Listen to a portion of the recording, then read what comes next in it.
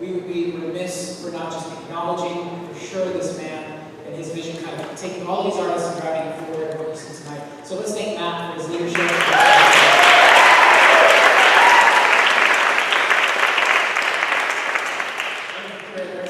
Chicago, and he's been part of the communities in LA, and we'd like to have him now in New York, the best city. Apologies. That being said, something as a pastor, I guess maybe the best thing to do would be to apologize in so many ways.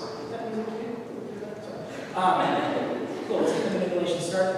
As a pastor, I guess the best thing for me to do would be to apologize on behalf of clergy, because since the Protestant Reformation, there's been so much of a turn away from art because of the danger of idolatry. The danger that somehow we wouldn't trust people to discern the difference between worshiping an image and utilizing that image to draw you into something deeper, which could be God, which could be meaning, which could be your version of truth, whatever that means to you. And so what's so beautiful about the recent generations is what we're seeing in the church. If you're not part of the church, what I would like to let you know is from the early stages of the church, art was for the persecuted. They would communicate faith along lines of depictions and images so that they can communicate in a persecuted culture. And then you saw the icons come into existence where people began to pray through images and encounter God in that way. And then you saw even in recent days of just amazing things of what's happening in the Renaissance and things that came out of that drew us into this understanding of there's being something more to this reality than just what secular humanism might say, which is sort of like the thrust of this particular exhibit, the ruach. There's a breath, there's a wind, there's a spirit. There's something, whatever you can call that, there's some guiding truth person or some sort of principle that is leading us into deeper realms of what it means to be human. And so we're excited to host this here this evening. We think this is an appropriate place in the cathedral, no matter what sort of tradition or what sort of religious or non-religious framework you come to. So I just want to say on behalf of you that are artists, thank you. You teach us what it means to dream and imagine, and you also teach us what it means to interpret things that the rest of us who aren't quite as artistic have a hard time doing. And so you have made an amazing contribution to society that you make. And so on behalf of this church, I want to say thank you for what you do, and thank you for just being who you are in this city. So a quick warm welcome and thank you to all the artists who are in this room and contributed to that.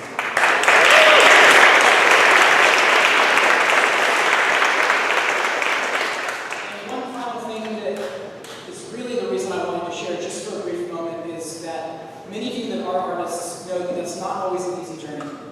It's often financially taxing, it's often critiqued, it's often the subject of many people's opinions, and it can be difficult to sustain over a lifetime. Particularly the financial aspect of New York. So many of you that are artists that moved here to the city, or perhaps grew up here, you know that often that is just a reality of the rising cost of living here. One of the artists from our community, her name is Michaela. I just want to stand for a moment to be acknowledged.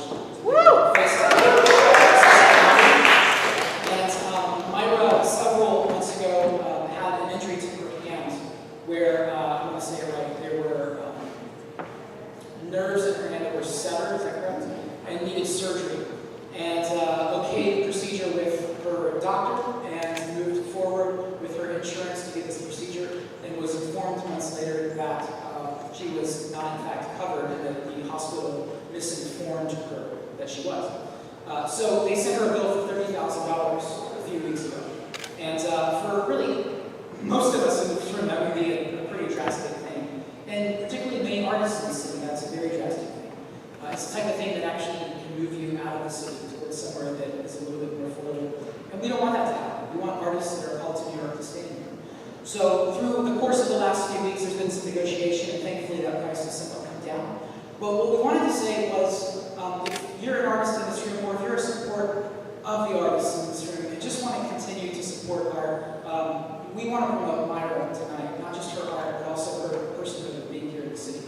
We really believe in her, we love her. And so for us tonight, if you would feel any particular impulse to support her life here in the city, to support her ongoing art and creativity here in the city, what we want to do as a group of people is at least put out the invitation to support her paying down this bill to not be in debt.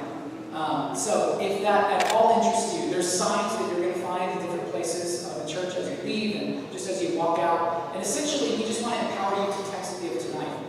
The platform that it's going through is Trinity Grace. We won't We won't send you any information about our church. We won't check up on you and see if you're giving. None of that. This is a one-time thing that you can text this number, 45777, and put the amount, Chelsea Myra, in the subject, and then it will guide you through a procedure of just a one-time thing of just some data that we need from you. Like I said, we're not going to send you any information. It will all 100% go to supporting her, paying down this amount. So if that would at all interest you, we want to support Myra, we want to support the arts, we need what you all do, we love what you do. Thank you for helping us shape our imaginations into what it means to live as a human in this city. So you'll see these signs around the church as you leave. Feel free to support her tonight, knowing that all of it will go to her. And last but not least, I want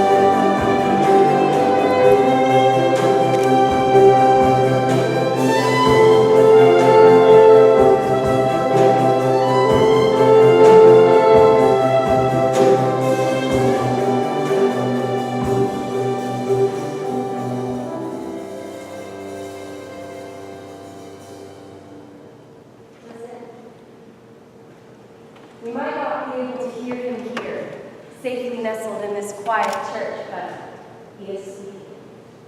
Through trees and buildings and reaching out over the Atlantic, he sings, he soars. We heard his song whistling through the night, songs of a strange land. We bent our ears to window panes. We rushed out into the darkness of night to hear. Shaking like fools, we remembered ourselves. If the wind could speak, why man could understand him? And so we turned, heavy and a little let down, back to the certainty of light switches and warm beds. But before we reached our solid doors, there came the wind again, screaming, crying out, screaming through the air. Hush! Listen. We are the storytellers, and all around you still. We have a story to tell. Follow me. We are the storytellers. We aren't divine or noble. Really, we're rather poor. We're a band of sisters, beckoned by the wind, called from the east, the west, North, south. We're only people like them, like you. We felt shame and joy just like any of the characters we played, but we remain at a distance. Don't get too close, or you'll miss the parable. His voice whispers. Silence repeat. Maybe this time. maybe this time. Maybe this time they will understand. Maybe this time the ending will be different.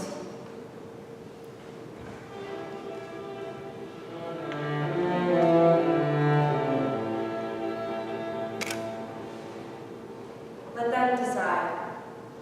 Tell them the story of the old man and his daughters. Tell the fool, leave nothing out, but don't share hope without despair. They'll distrust you. And don't tell shame without glory. They'll resent you. No, tell it fully. The story of all our God.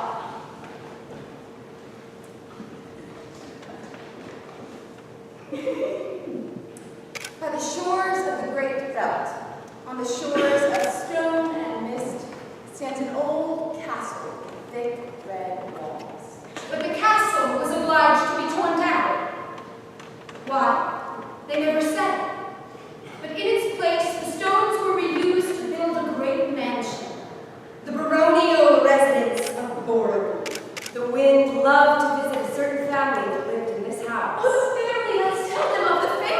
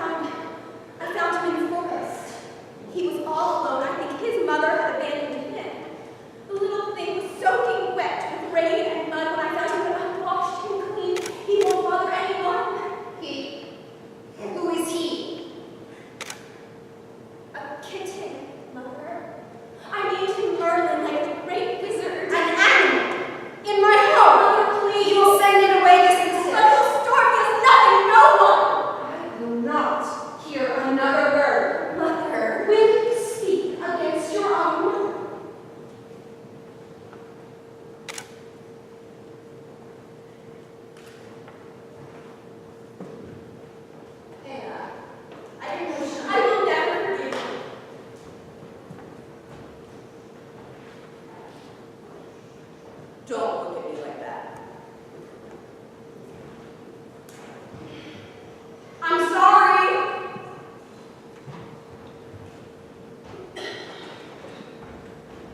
Young Ida was, of course, very regretful of what she had done. In fact, after poor Anna had tearfully released little Merlin into the cold of the yard and left him mewling in the dark, Ida, a child herself, snuck back onto the grounds and brought the poor thing back into the mansion. Anna was still very cross, but she forgave her eventually. Their mother was, of course, ignorant of these events, but perhaps would have discovered all their schemes. But the very next evening, that thing came to her which comes to all.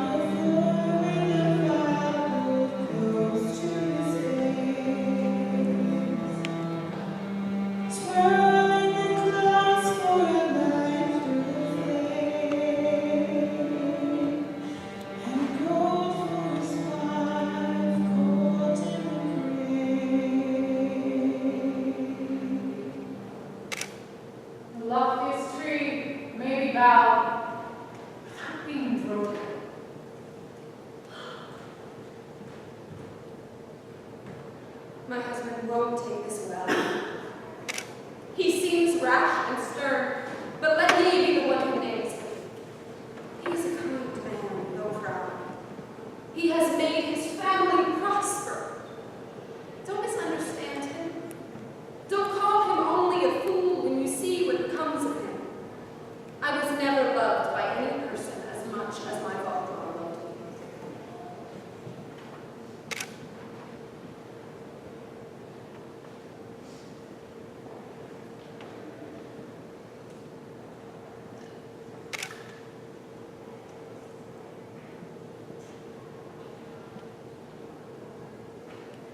For the rest of the story, I will play the wind, who witnesses the strange happenings at this mansion of Morton. The children have grown older, and Lord Daw has found something to devote himself to. This forest is strong. It will build me a mighty warship. Men! I need men! Come with axes, come with saws! We must build ourselves a warship that is worthy of the king!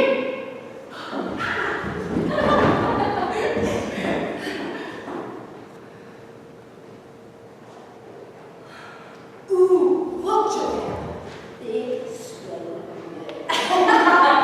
Maybe one of them will be your husband, but You have to make him shower before you touch him.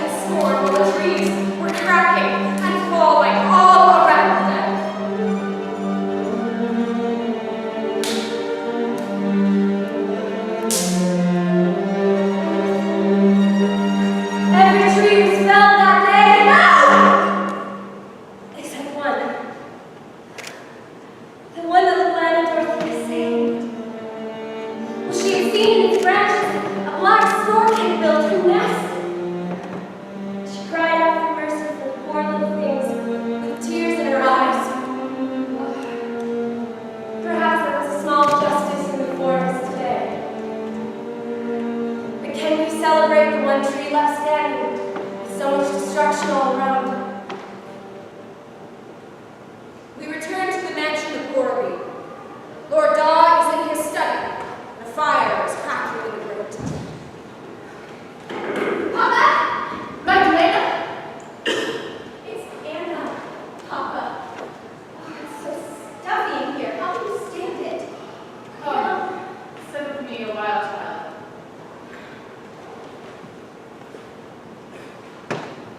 You've been crying. Whatever is the matter, child? I love him and he doesn't love me back. Oh, Michaela, you are but a child. I am 15. And in Oh, love? yes, in love and miserable. What do I say? Who is this man? I can't tell you. You want to prove. What makes you so certain? All right, I'll tell you, but you must keep it a secret. Family secret. It's the man who hired to build the ship, Papa. He's tall and beautiful, and he sings to the birds that have lost their homes. He doesn't know I followed him. I did behind his nose. Oh, he has a voice like an angel. Put this man from your mind. Can't I'm in love. Could you have my mother from your mind? That's enough, Anna. I'm sorry. This man has asked for your sister's hand in marriage. My sister? And Ida wants to marry him as well. If they get married, I shall never be happy There again. will be no marriage. I won't have her married below her rank. So we'll both be miserable. What was that? Nothing, Papa. I only said I'm tired.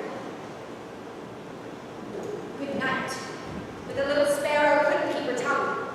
She was only a child, after all. How can you do this to me? You can't. You can't send him away. You love him just as much as I do. Admit it.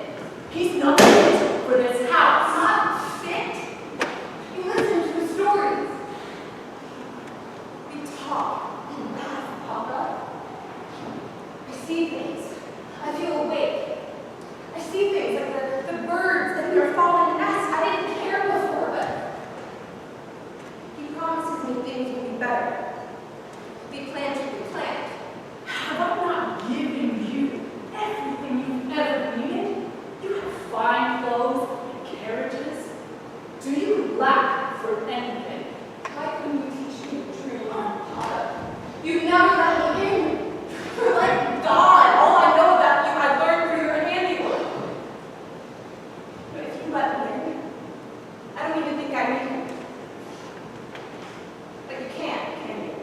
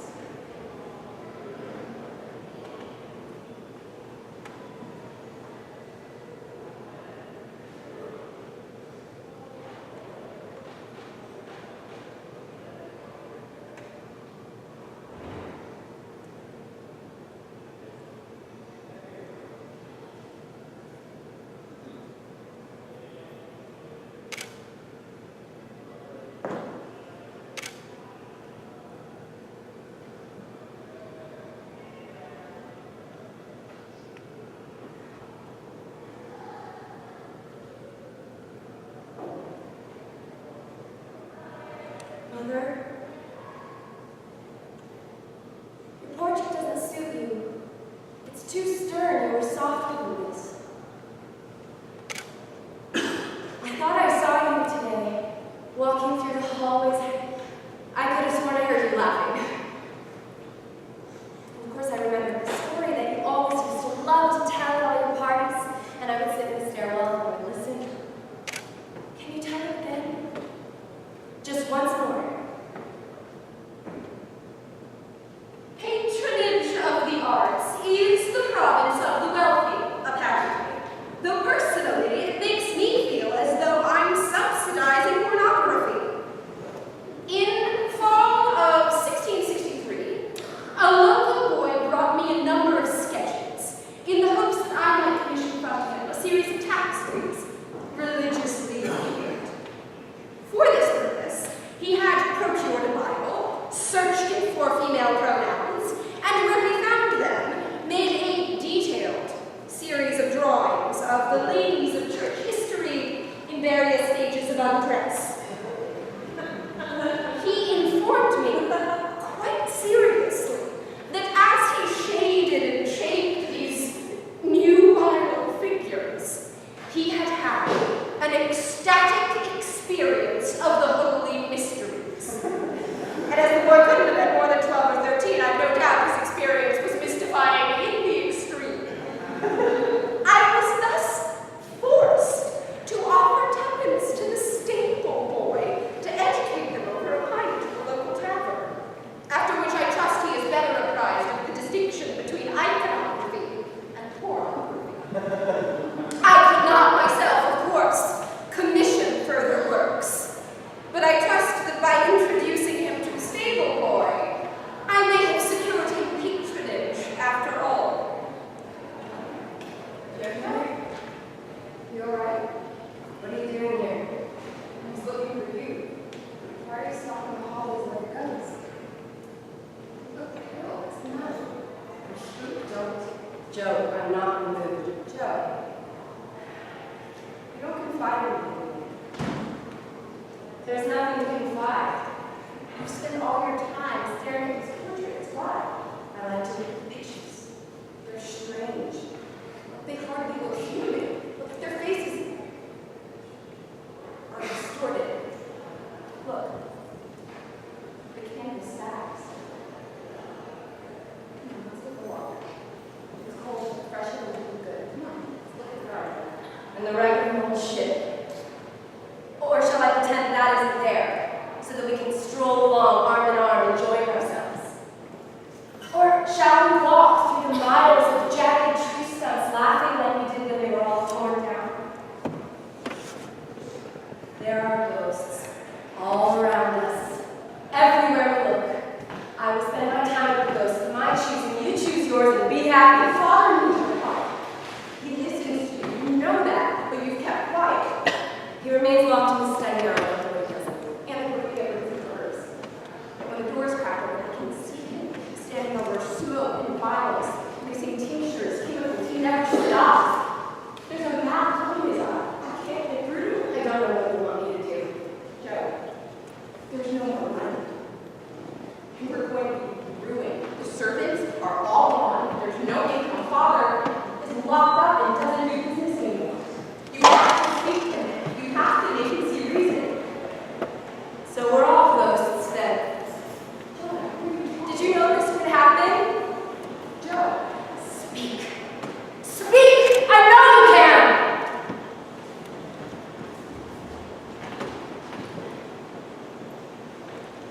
I'm going to marry a rich man. You'll see. He's going to come and admire all my fine dresses. He's going to tell me I look nice. Do you think I look like you? I don't have your fine nose or your piercing eyes, but I have heard it said that I have some beauty. He'll see through my proud exterior. I'll get the house in order. He'll come. He will. And how will he look, my noble lord and husband? How will he look?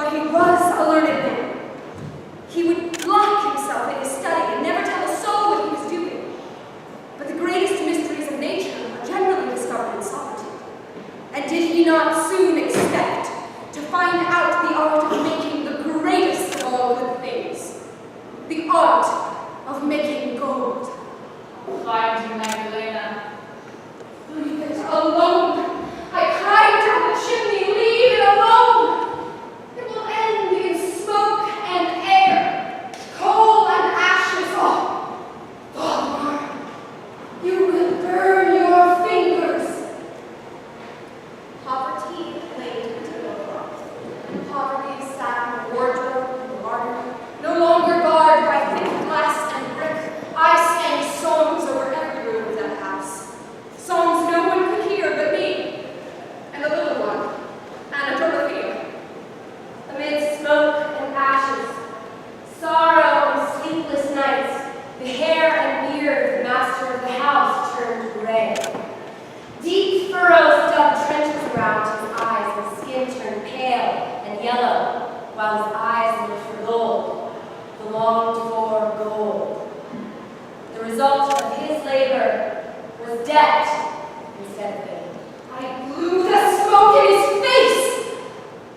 Oh, God, look. Listen. Look at your children. See their threadbare dresses. See them shivering in their beds. Look. After winter, spring will come.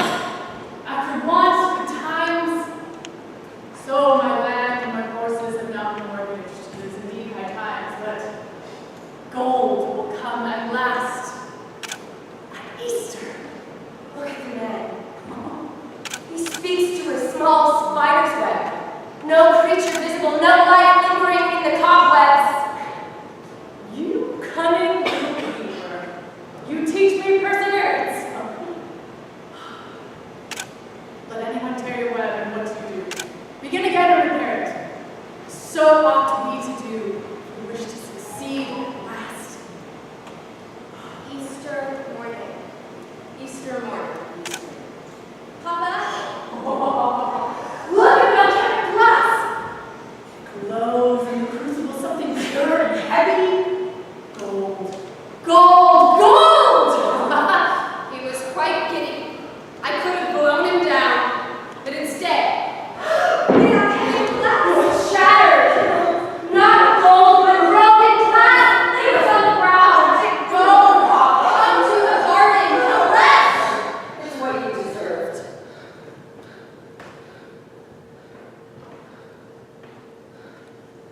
Spring, summer, Fall. and look at this sad procession. A man is turning them out of their home. Here's Anna Dorothea, weeping bitterly. Here's Joanna, biting her lip, pale and proud until the blood comes. And Ida?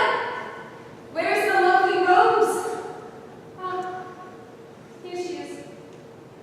She's carrying a small book she saved from the library. It was a gift from the shipbuilder, very likely. Oh, said Waldemar, your children can still have a home. Your lender has given you grace. You can stay in this place until you die. Waldemar, your children need not be destitute.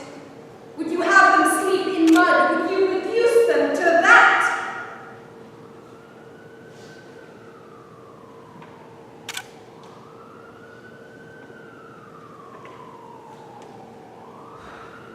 And I saw him throw back his head with more pride than I had ever seen. And I rushed against the house with such force. I wailed and I resisted.